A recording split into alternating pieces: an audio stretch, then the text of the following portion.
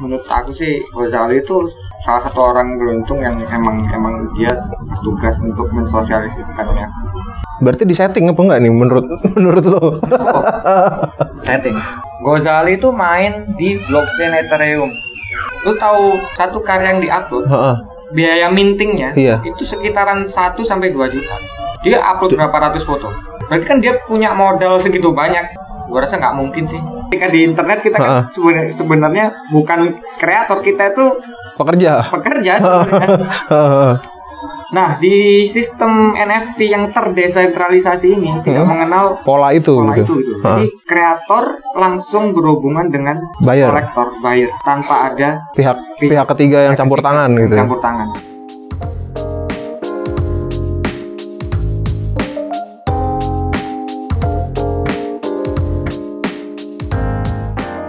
Sebenarnya gini, nggak sengaja juga sih, dan bukan secara sengaja aku mencari tahu apa itu NFT. Waktu itu emang udah ada berita seliweran NFT ya. Tapi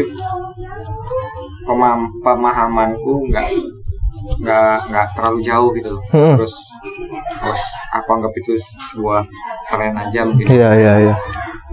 Nah, karena aku rajin nge-upload gambarku di IG, sampai akhirnya mungkin ada orang yang notice ya, untuk ngajak main NFT itu tadi.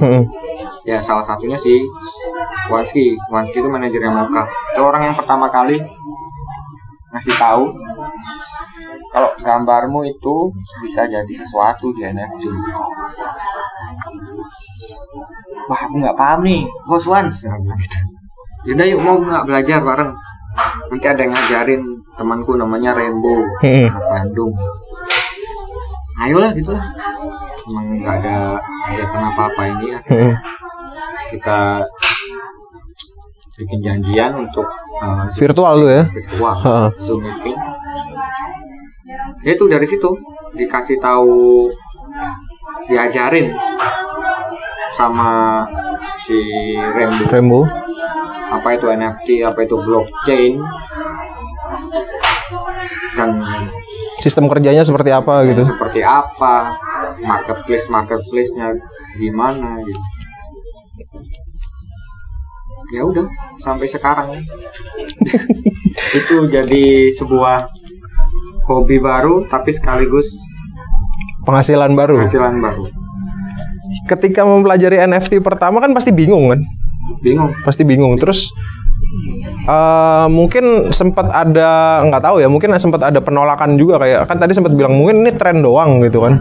Nah itu akhirnya apa yang ngebikin ini Mas Rossi jadi apa jadinya? Jadi terjun ya, jadi fokus ke dalam situ gitu.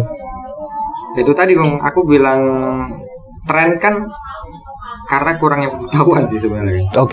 Karena ketidaktahuan NFT itu apa, sistemnya gimana. Nah setelah dikasih tahu dan mencari tahu sistem yang ada di NFT, apa itu NFT, akhirnya nggak tahu ya apa namanya, punya dorongan untuk bahwa ini sebuah cara baru orang untuk berjualan mungkin waktu itu ya. Aku masih ingatnya jualan secara digital gitu. Iya. Tapi ternyata lebih dari itu, NFT lebih dari itu. NFT itu udah sebuah teknologi baru yang akan ngasih harapan baru sih ke orang-orang seperti aku gitu. Yang nggak tahu mau jualan, mau nggak usah jualan deh.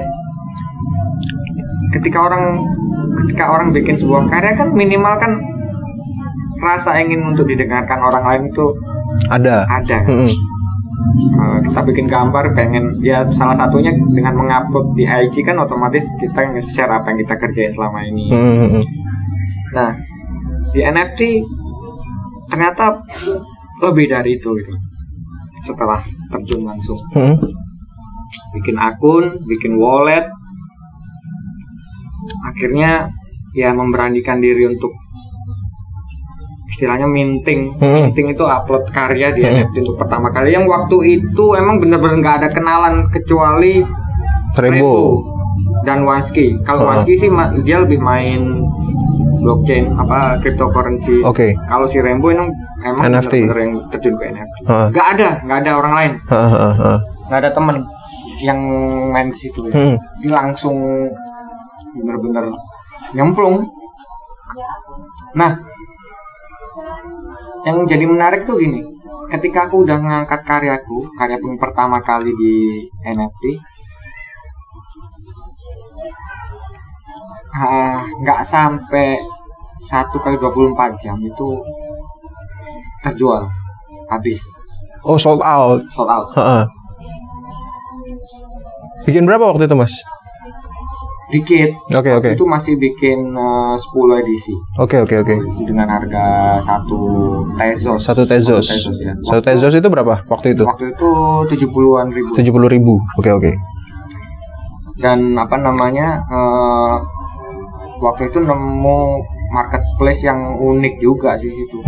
Tiketnang itu. Tiketnang, Jadi dari situ sih aku bisa ngelihat bahwa NFT itu akan jadi sebuah sistem baru untuk yang akan digunakan banyak orang di masa depan. Nggak tahu ya, waktu itu kan masih bener berandai-andai, tapi punya keyakinan kayak gitu. Karena apa yang membuat sampean yakin nih? Karena sistem yang mereka ciptakan secara desentralisasi. Gini, ketika lu jualan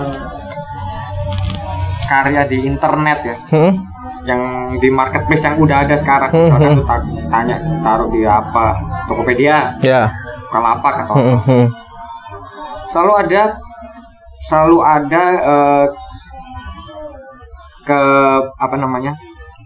pengaruh dari pihak ketiga kan. Sponsor atau pemilik marketplace-nya itu gitu. Itu atau mungkin kalau kita bikin konten-konten di YouTube berupa video atau audio itu ada monetize di situ, ada pihak ketiga yang tersentralisasi. Jadi kita itu sebenarnya ketika di internet kita kan sebenarnya bukan kreator, kita itu pekerja sebenarnya. Nah, di sistem NFT yang terdesentralisasi ini tidak mengenal yang pola itu. Jadi kreator langsung berhubungan dengan kolektor, buyer. Tanpa ada pihak ketiga yang campur tangan gitu.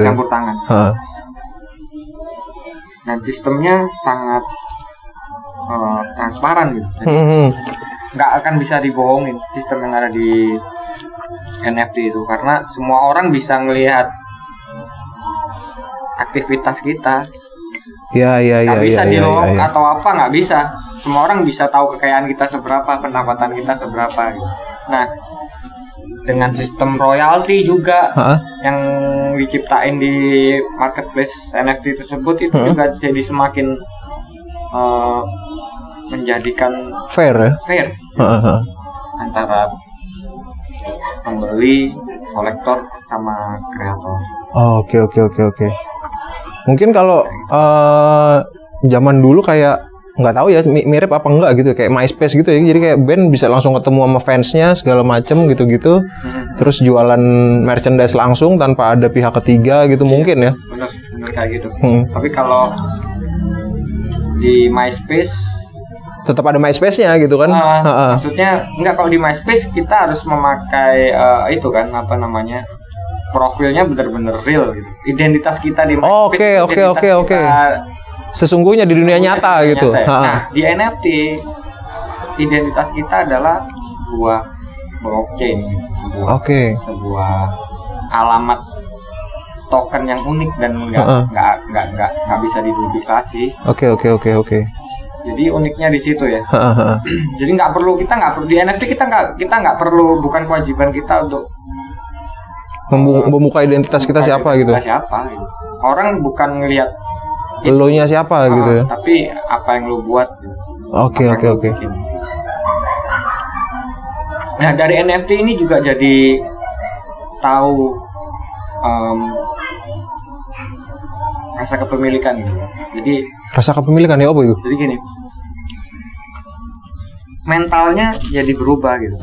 Kayak misalkan kalau aku nih lagi iseng cari gambarnya siapa gitu ya, aku pengen cari gambar gunung buat aku print di rumah, kan itu bisa ambil comot-comot aja di internet. Walaupun nggak dapat resolusi yang bagus, tapi minimal kita bisa dapat gambar yang nggak kita lakukan sendiri gitu. Foto sendiri, foto orang lain. Nah, pemahaman soal itu sih yang jadi ingin semakin punya nilai positif buat NFT. Menghargai karya orang gitu. Kepemilikan. Jadi di NFT tuh lu ketika lu mengkoleksi karya orang, itu lu itu sah sebagai seorang pemilik kolektor asli gitu, secara digital. Oke. Hak eksklusif berarti. Iya. Itu nggak kita dapatkan di internet sekarang ini. Sekarang kan orang dengan mental yang belum kenal NFT gitu. Iya. Ya kayak bajakan segala macam gitu-gitu ya.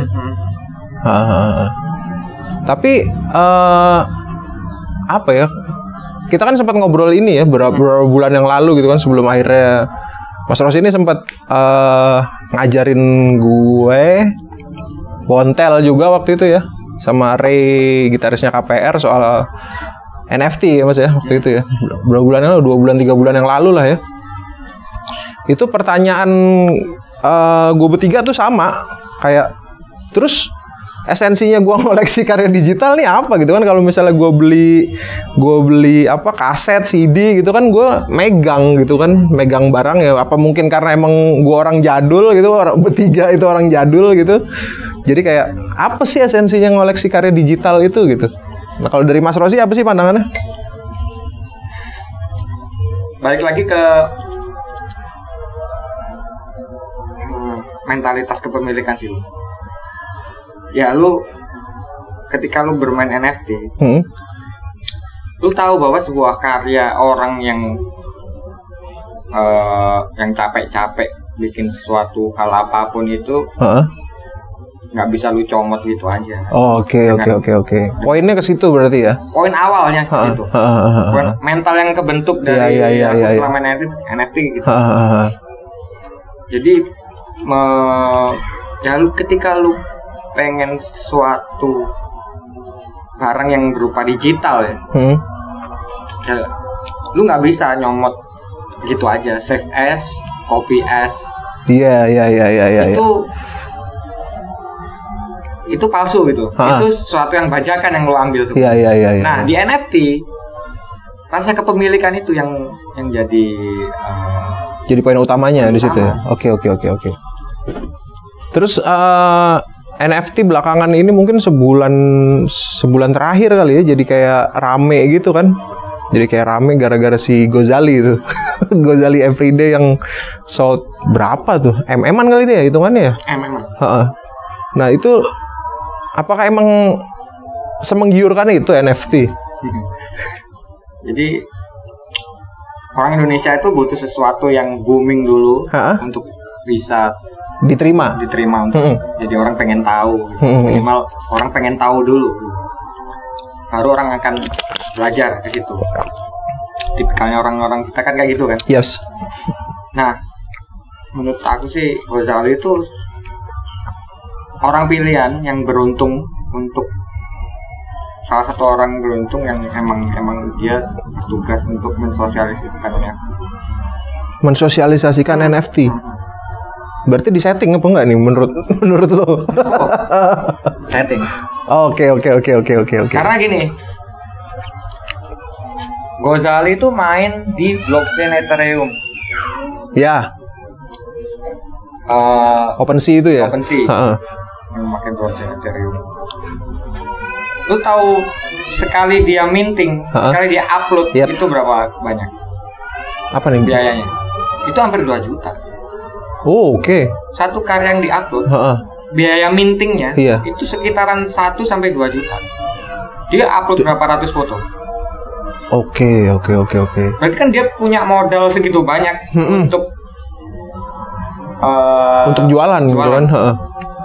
Gua rasa nggak mungkin sih orang segila itu. Dan dia bukan dari background orang yang benar-benar tajir kan. Iya. Ya emang sosok yang dicari emang ya kayak Ghazali gitu. Hard worker, ya kan? Iya. Konsisten kan? Iya. Selfie selama 3 tahun gitu. Dia minting di OpenSea. Iya. Akhirnya kejual. Harga yang fantastis gitu. Dan yang lebih unik karena belum ada yang melakukan itu. Itu yang unik. Jadi nggak akan ada Ghazali kedua. Nggak akan ada. Oke. Karena Ghazali itu yang pertama. Satu-satunya. Itu satu di dunia. Di dunia. Oke. Yang jual selfie. Dan mintingnya di blockchain Ethereum ya, di OpenSea. Ya baru Ghazali. Akhirnya itu jadi kayak acuan kali ya buat nggak minimal orang akan ngeh dulu gitu. NFT apa, NFT blockchain, cryptocurrency apa. Karena emang ini teknologi baru. Kalau nggak dibikin viral akan dianggap angin lalu sama orang-orang. Iya. Jadi punya potensi yang besar. NFT punya potensi yang besar untuk perekonomian. Oke, siap. Terus kalau menurut lo untuk orang yang mau terjun ke NFT, apa sih yang harus dipersiapin? Masalah mental kah? Masalah apa? Apakah dia emang harus benar-benar punya karya yang bagus dulu atau kayak gimana gitu? Mungkin yang pertama yang harus dilakukan orang untuk terjun ke NFT ya cari tahu dulu apa itu NFT dan tetek benarnya, blockchain, cryptocurrency itu apa ya.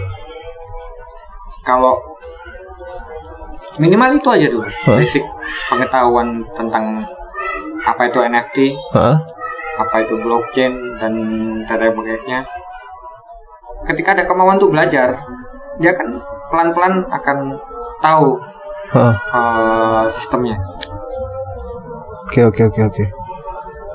Nah, ya itu tadi kenapa dibikin viral dulu kan si Ghazali ini, biar orang ngeh dulu ya tentang istri saya sendiri ya. Akhirnya pengen tahu apa itu NFT. Sampai akhirnya dia mainan cryptocurrency sekarang. Gara-gara Ghazali. Bukan gara-gara lo ya, serumah anjir. Dia mah kagak tahu gue jualan apa NFT. Yang penting ada duit gitu. Yang penting outputnya itu. Gak tahu lu ngapain sih, dapat duit dari mana nggak tahu dia ngapain nggak tahu. Mas, tapi gini Mas. Agak ngebongkar dapur lo dikit sih ini pertanyaan, terserah mau lo jawab apa enggak gitu. Selama lo main NFT dari bulan puasa 2021 itu apa ya? April berarti ya?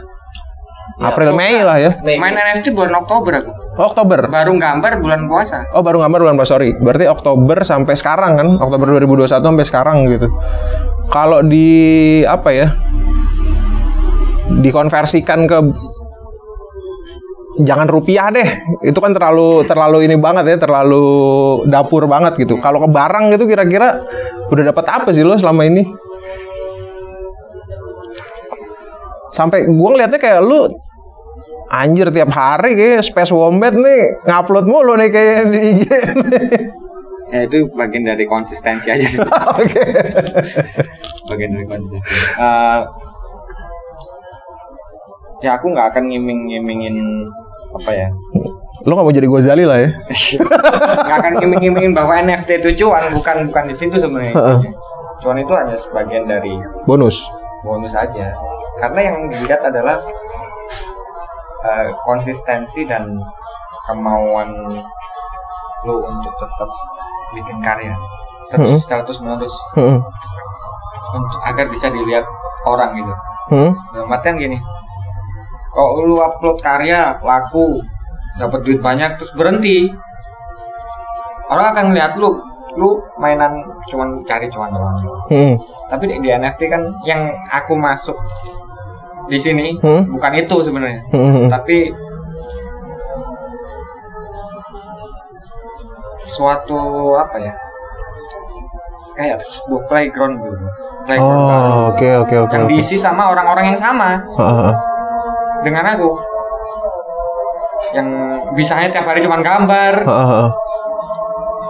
Tapi ketika orang-orang itu dikumpulkan dalam satu platform, ketika mereka bisa ada akses untuk komunikasi, ternyata NFT nggak secuan itu sebenarnya, nggak cuman secuan itu. Iya ngerti gue, nggak sekomersil itu gitu maksudnya. Ada nilai-nilai mulia, bukan nilai-nilai sosial. Oke. Lo akan kenal berbagai macam kreator itu akan mengencourage lo untuk tetap terus menggali potensi. Orang-orang yang emang udah bertahun-tahun menjalani profesi sebagai ilustrator, akhirnya menemukan sebuah tempat untuk bisa nuangin apa aja. Oke. Karena nggak selalu lu jualan sebenarnya di komunitas NFT, nggak selalu jualan. Bisa ngapain aja, bisa ngobrol tentang apa aja gitu. Oke. Balik lagi nih, tadi habis break azan maghrib, sekarang ternyata nggak pindah, kita tetap di sini, cuman pakai lighting biar nggak gelap-gelap amat. Mas, lanjutin yang tadi Mas, soal apa sih yang harus dimilikin, itu kan tadi sempat dijawab, jangan Mas Rossi nggak menjanjikan apa-apa gitu kan buat terjun ke NFT gitu kan. Nah terus mental apa lagi yang harus dipunyain sama, ya katakanlah misalnya aku pengen pengen gaya NFT gara-gara fenomena Ghazali, iso mbati ya tekan gini gitu. Nah, apakah itu harus disingkirkan banget atau piye gitu? Kalau dari kacamata kreator ya, sebenarnya gini Bu, ketika ke dunia NFT sebenarnya secara mentalitas tuh nggak beda jauh di dunia real. Cuman di NFT itu bentuk karyanya berupa digital gitu. Orang akan bisa membedakan mana orang yang bikin karya karena uang sama bikin karya memang untuk karena dia ingin mencurahkan bakatnya gitu. Ingin. Ya lu di NFT nggak akan ada deadline gitu. Beda sama kerja di kantor, lu disuruh, lu ilustrator kerja di kantor, ada klien yang harus revisi ini, revisi itu. Ya udahlah lu gambar, yang penting cuan gitu kan, yang penting beres kerjaannya gitu. Walaupun itu sebenarnya bukan sesuatu yang ingin lu gambar gitu. Nah di NFT mental yang seperti itu akan nggak akan ngaruh lagi gitu. Mungkin di gelombang pertama sekarang akan ada beberapa orang atau kreator yang setiap aku jual akhirnya yang ngebentuk dia akhirnya jadi mentalitasnya cari uang gitu. Ya semua orang ada limit ya. Artian gini, lu punya barang bagus tapi kalau lu ditawarin secara terus menerus, value-nya akan berkurang kan? Iya. Nah itu mungkin yang terjadi saat ini di beberapa kreator yang saya lihat seperti itu. Walaupun banyak sekali kreator yang pure, ya gue gambar ketika gambar gue udah siap, gue nggak ngejar uang, ya itu akan dihargai orang dengan sendirinya secara otomatis, yang memiliki range waktu lebih lama gitu. Oke. Nah mental yang auto cuan itu tadi, menurut saya sih nggak akan bertahan di NFT. Oke. Karena Ya itu tadi beda, kita gambar karena ketika kita gambar karena kita uang sama kita gambar karena kita fokus sama karyanya itu. Kelihatan kok. Kelihatan. Kayak gitu. Terus tadi belum kejawab nih. Kalau dikonversikan nih ke benda, penghasilan lu udah sampai mana sih? Dari bulan Oktober itu. Dari bulan Oktober ya. Ya karena aku istilahnya artis independen dan baru. Masih nggak begitu banyak sih. Tetap nggak mau dijawab, guys. Tapi membantu ya mencukupi kehidupan lah ya. Ya gue nggak kerja gitu. Oke. Itu aja, gue nggak kerja, gue menghidupi anak istri. Ya. Kita ngira sendiri lah. Oke. Terus tadi pas break ini gue sempat ngobrol sama Mas Rossi soal komunikasi ya, soal komunikasi kreator ya. Sekarang kan tadi lu sempat cerita keteteran buat berkomunikasi di komunitas itu tadi gitu kan. Bisa lu ceritain nggak itu? Jadi marketplace NFT itu untuk memverifikasi akun itu di NFT terkoneksi dengan Twitter dan Discord. Jadi marketplace-nya benar-benar untuk memajang karya lu aja. Nggak tahu karya itu dijual atau nggak dijual, cuman lu pengen pajang aja sebagai buat pamer aja gitu. Pamer aja di di profil lu gitu. Itu di marketplace cuman ada itu. Jadi cuman ada karya lu, harga berapa, terus siapa aja yang beli, terus ketika lu jual nih royalti berapa. Jadi nggak ada like, nggak ada komen, nggak ada subscribe, nggak ada subscribe atau apapun. Nah, orang-orang ini, kreator-kreator ini dan kolektor komunikasinya lewat Twitter dan Discord. Oke. Jadi dan itu emang dari bagian verifikasi beberapa marketplace yang sekarang banyak digunakan. Oh, oke. Jadi sistemnya seperti itu gitu ya. Sistemnya emang seperti itu. Jadi lu harus ketika lu bikin NFT, ya lu harus bikin Twitter juga, bikin akun Twitter juga. Karena di situ tempat lo promo. Tempat lo istilahnya selling itu mempromosikan, menjual karya lo. Tempat di mana lu bisa ketemu kreator lain dengan identity-nya di Twitter. Nggak tahu itu sebagai anonimus dengan nama lain atau tapi lu akan tahu, lu akan bisa berkomunikasi lewat Twitter dan Discord. Nah, permasalahan yang gue hadapi sekarang, gue keteteran di masalah sosial media karena udah nggak cukup waktu udah habis buat gambar, waktu udah habis buat mainan sama anak, buat urusan rumah tangga. Jadi nggak megang, nggak kepegang. Ya mungkin untuk ngejual karya di Twitter mungkin masih bisa ya ketika kita break. Pas lagi sempat aja gitu ya. Lagi sempat gitu. Tapi untuk berkomunikasi secara intens dengan kreator-kreator lain itu memang butuh waktu khusus. Karena mereka setiap hari selalu ada Twitter Space di dunia yang emang membahas apapun. Di Indonesia udah berjalan itu? Sudah berjalan. Oke. Sudah berjalan dan setiap hari pasti selalu ada kreator-kreator yang bikin gitu. Nah, sempat mikir gimana mereka kok bisa ya, maksudnya meluangkan waktu untuk membikin karya tapi sekaligus memaintenance sosmed dengan bagus gitu. Berarti aku kalau ngelihatnya sih ini orang-orang emang udah jadi full time di NFT. Emang yang udah ninggalin pekerjaan mereka sebelumnya, yang emang full time untuk berkecimpung di NFT. Nah, kenapa mereka berani gitu? Orang-orang ini kenapa sih? Beberapa kreator yang saya kenal di Twitter itu secara belak-belakan bilang, gue resign, gue akan total di NFT gitu. Itu banyak banget. Banyak ya? Banyak. Oke.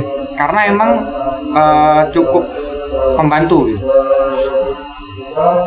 Nah, ternyata setelah tahu lebih dalam bahwa NFT ya itu tadi, NFT itu bukan cuman cuan, bukan cuman lu jual karya doang, tapi kemampuan lu untuk berkomunikasi itu sangat-sangat dibutuhkan untuk ngebantu ngejual karya lu. Karena komunitas NFT di build-nya itu melalui artis to artisnya gitu. Mereka support artis to artisnya itu besar banget. Jadi ya nggak mungkin lalu asal jual doang tapi orang nggak kenal lu siapa gitu. Iya. Nggak akan beli, nggak akan reach.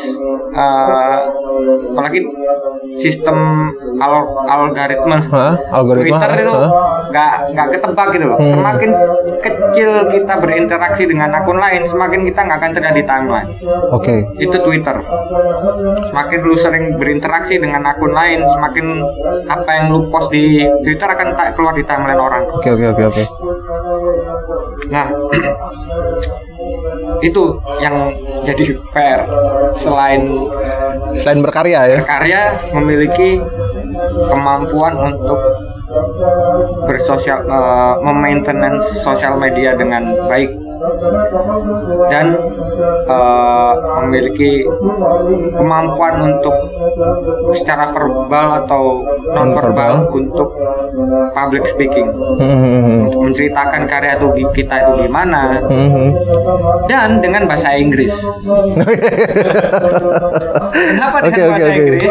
Karena dunia. Karena ketika kita udah masuk NFT, pasarnya udah langsung global gitu. Iya. Udah seluruh orang di dunia bisa akses. Jadi nggak mungkin kita pakai bahasa Indonesia yang nggak akan dimengerti orang luar gitu. Jadi pakai bahasa yang dimengerti banyak orang. Nah itu tadi, belajar NFT ternyata nggak sesimpel itu. Nah itu yang orang bilang.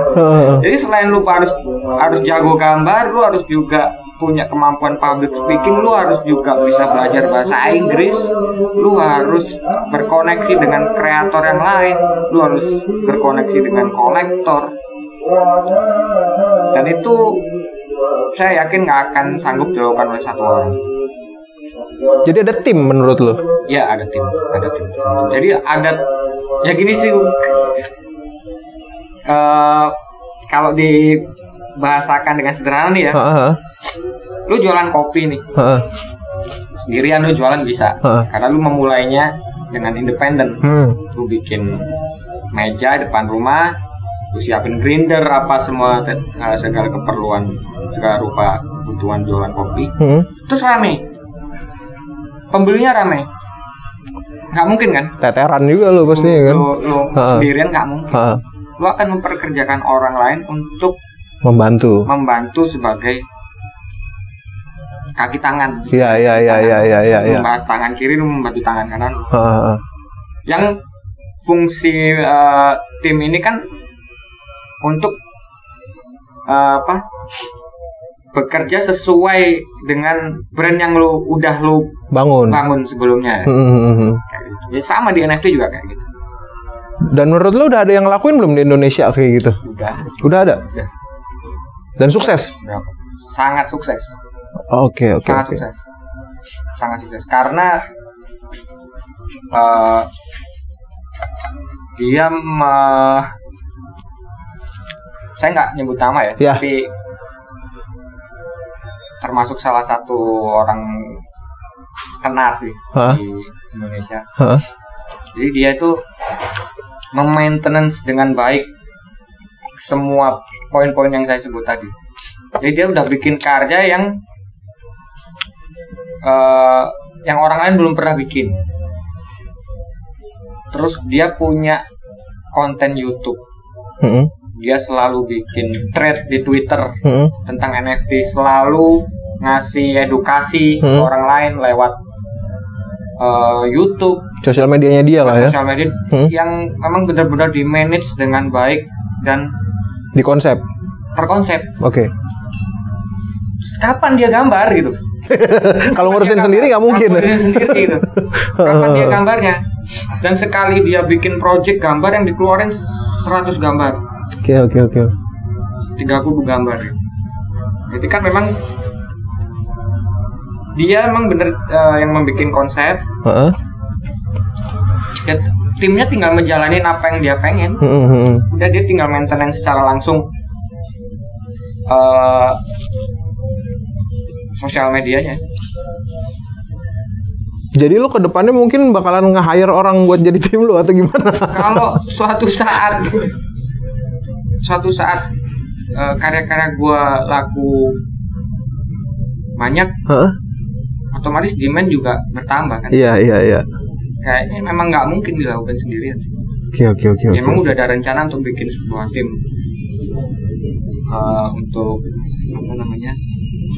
lebih serius di NFT ini. Oke. Kayak gitu. Ada yang mau nanya nggak? Ada yang mau nanya nggak soal NFT? Kayaknya udah semua ya. Ada yang mau lo sampaikan lagi nggak Mas soal NFT? Yang menurut lo penting gitu diketahui orang? Mungkin masyarakat kita sebagian besar memang masih menganggap NFT itu hal gaib. Saya pernah bilang, ada teman pernah bilang ke saya, jualan tuyul ya, dapat duit tapi nggak ada barangnya gitu. Emang kayak gitu kan. Ternak tuyul ya. NFT itu udah kita pahami sebagai sebuah teknologi baru yang emang nggak akan bisa dihindari. Cepat atau lambat itu akan nyampe ke dunia kita, ke rumah kita, nyampe ke semua gadget yang kita pegang gitu. Jadi nggak akan terlambat untuk mulai belajar dari sekarang. Oke. Karena teknologi NFT ini kayak dulu internet pertama kali dianggap orang aneh. Iya benar. Orang menganggap internet apa? Sesuatu yang nggak kelihatan. Sampai akhirnya sekarang bertahun-tahun kemudian, ya mungkin NFT akan benar-benar memasyarakat, butuh waktu sih. Tapi kalau kita udah memulainya dari sekarang gitu, mungkin kita akan bisa mendapat peluang baru. Jadi balik lagi willing sama kemampuan lu buat beradaptasi di situasi yang baru gitu ya. Benar. Nah, ya itu tadi kenapa aku bersyukur banget bisa terjun ke NFT karena banyak sekali memberikan pelajaran. Selain berlomba-lomba untuk gimana gambar gua harus baik semakin hari itu harus ada sebuah progres. Jadi challenge-nya itu bukan kepada kreator lain, challenge-nya justru pada diri kita sendiri. Oke. Challenge-nya itu antara aku dan aku gitu. Iya. Ketika lu nggak maintenance diri lu dengan bagus, lu akan digiles gitu sama orang-orang yang bekerja keras dan memiliki konsistensi untuk itu. Lu sempat merasakan itu? Sempat. Gue sempat merasakan itu ketika ada istilah namanya art block. Art block itu ketika lu pengen gambar tapi lu nggak ada ide sama sekali. Oh, kalau penulis writer's block ya. Buntu. Buntu. Pengen banget gambar tapi nggak tahu apa yang digambar. Nah, itu kan berarti ada suatu peak, ada suatu titik di mana badan dan pikiran kita itu capek ya, memang butuh istirahat. Ya diistirahatin aja. Tapi ketika lu total istirahat, lu nggak akan ada progres gitu. Nah di NFT, ketika lu mengalami art block tadi, lu masih bisa mempelajari hal yang lain gitu, seperti public speaking, belajar bahasa Inggris, bagaimana memaintenance sebuah akun sosial media, bagaimana caranya karya lu bisa muncul di permukaan. Kayak gitu. Jadi banyak yang dipelajari, bukan cuma karya lu bagus aja gitu. Iya. Dan karya NFT ini nggak sebatas cuman gambar doang kan ya? Benar. Ada kemarin sempat ada musik juga, ada zin juga ya kan? Jadi gini, dari sekian banyak token blockchain NFT, ada satu token yang benar-benar unik. Itu namanya Tezos. Ini nggak promo nih ya, ini gara-gara pengalaman lu nih ya. Nggak promo gua. Tapi di blockchain Tezos, lu akan lebih banyak menemukan berbagai macam bentuk karya musik. Berbagai bentuk karya seni. Lebih variatif. Lebih variatif karena marketplace mereka mendukung berbagai macam format. Jadi marketplace NFT yang lain itu masih terbatas di visual atau animasi. Iya. Nah, di Tezos terdapat berbagai macam pilihan bentuk format yang bisa lu bisa lu publish ke penjual ya. Nggak harus berupa sebuah visual doang gitu. Lu bisa berkolaborasi dengan pemain musik, bisa berkolaborasi dengan apapun itu yang sesuai dengan karya lu. Nah, soal kolaborasi ini kemarin kan lu sempat kolaborasi sama mantan band kita ya. Primata ya kan. Dulu gue sempat ngeband sama Rosi, sama Rama juga, sama Joe ya. Primata. Terus akhirnya kita bertiga cabut, Rama lanjut sendiri, konsisten sampai sekarang gitu. Terus lu sempat collab juga kan di NFT itu, mereka rilis lagu apa tuh? Rilis single. Kok gue lupa sih judulnya. Judulnya itu Ambivalensi dengan NFT, dengan lu ya, Space Wombat, dijualnya di NFT gitu kan? Dijual sebagai NFT. Nah itu kalau project kolaborasi gitu, lu deal-dealannya gimana sih? Persentasenya apakah lu lebih gede atau band? Kan itu lagu kan, yang dijual lagu kan, dengan artwork gitu kan. Nah itu presentasinya gimana dan apakah fair itu di NFT? Nah gini, jadi waktu itu di Hiketnang, tempat marketplace kita menjual karya, masih belum ada pilihan collaboration. Masih belum ada bentuk pilihan collaboration. Jadi bentuk kolaborasi kita hanya terwakili oleh si akun yang meminting karya tersebut. Jadi segala perjanjian royalti segala macam di luar sistem NFT di atas kertas. Jadi setiap tetap konvensional ya kalau ketemu sama Rama gitu ya. Tetap konvensional waktu itu ya. Masih tetap konvensional dengan perjanjian berapa persentase berapa persen setiap satu karya yang terjual. Nah sekarang mereka udah berkembang, jadi mereka udah memiliki sistem kolaborasi di dalam meminting suatu karya gitu. Jadi ketika ada dua kreator dengan syarat harus memiliki profil NFT ya, yang artinya lu harus, setiap individu harus memiliki wallet. Dan itu sesuatu yang memang wajib gitu. Kalau NFT ya lu harus harus ngikutin ininya kan, sistemnya juga gitu kan. Karena wallet tersebut adalah sebagai identitas lo. Di blockchain identitasmu adalah alamat wallet lo. Dan ini nggak bisa